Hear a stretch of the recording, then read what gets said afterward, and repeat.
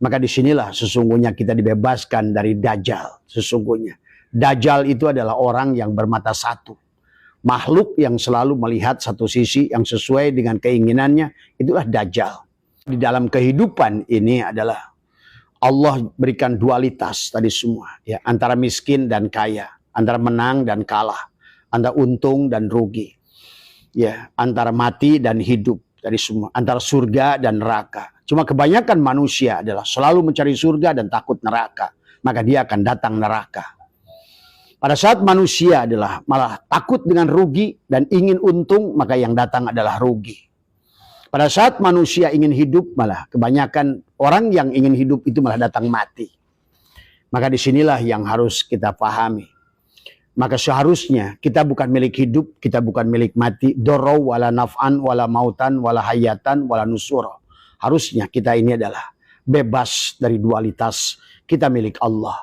Kita bukan milik lapang maupun milik sempit. Kenapa terkadang Allah lapangkan kita? Karena kita bukan milik sempit. Kemudian pada saat manusia dalam keadaan lapang tidak ingat Allah, maka Allah berikan sempit supaya kamu bukan milik lapang. Maka disinilah sesungguhnya kita dibebaskan dari Dajjal. Sesungguhnya Dajjal itu adalah orang yang bermata satu. Makhluk yang selalu melihat satu sisi yang sesuai dengan keinginannya, itulah Dajjal. Maka jangan mencari-cari Dajjal, karena Dajjal itu bisa diri kita. Maka Abah sudah menjelaskan, jangan cari jin. Pada saat kita berpikir picik, selalu ingin untung sendiri, itulah jin. Pada saat kita ingin selalu berbuat dosa, itulah setan. Jadi istilah jin, setan. Pada saat kita sudah terbebas dari setan, yang terbebas dari perbuatan dosa, kita masuk dalam ahli ibadah, kita merasa lebih baik dari orang lain, itulah iblis. Jadi iblis itu adalah sesuatu yang merasa lebih baik dari orang, lebih soleh dari orang, lebih mulia daripada orang, bahkan merasa lebih benar daripada orang, itulah iblis. Tadi semua. Maka itulah kita kembalilah. Maka Abah selalu mengajak kepada kita adalah tawadu pada kita, dan kita Allah menyuruh kepada kita tobat. Kenapa tidak mau tobat sesungguhnya?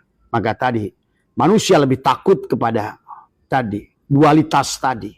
Padahal seharusnya kalau seandainya kita adalah orang yang sadar, tadi semua adalah takut dualitas, disebabkan dualitas itu muncul adalah itulah hakikat Ya'juj wa Ma'juj sesungguhnya. Sesungguhnya harusnya dalam hidup ini ada kulliyun, ada zuz'iyun. Manusia harusnya kembali pada kul, bukan pada zuz. Tadi semua, ya.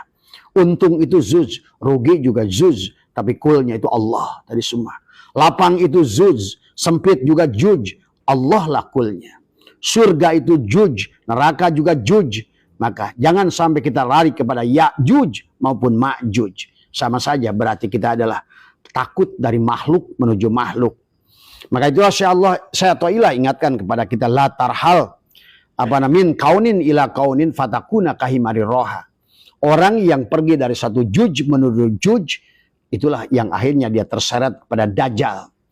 Karena pada saat dia menyukai untung dan membenci rugi, dia berarti hanya bermata satu, tidak mampu melihat Allah di dalam rugi. Maka dia sudah menjadi Dajjal.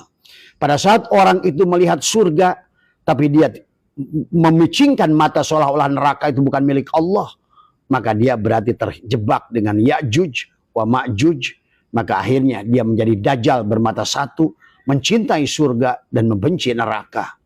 Padahal tidak ada surga tanpa neraka, tidak ada sehat tanpa sakit. Dari mana kau ngerti sehat kecuali dari sakit? Dari mana kau tahu surga kecuali dari neraka?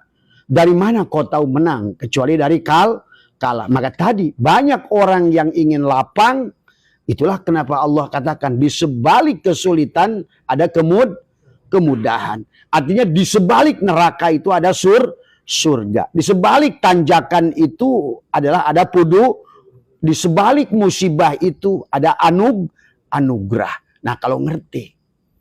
Disitulah Allah katakan, Istaghfiru rabbakum innahu kana ghaffar. Yursilis sama alaikum midroro. Wa yumdidkum bi amwal. Kenapa manusia itu tidak mau kembali kepada Allah? Terkadang manusia itu tidak mau kembali pada Allah. Maka Hikam mengatakan, kalau kita berjalan pada Tuhan, tidak merasakan kelembutan Tuhan, maka kita akan ditarik pada rantai ujian.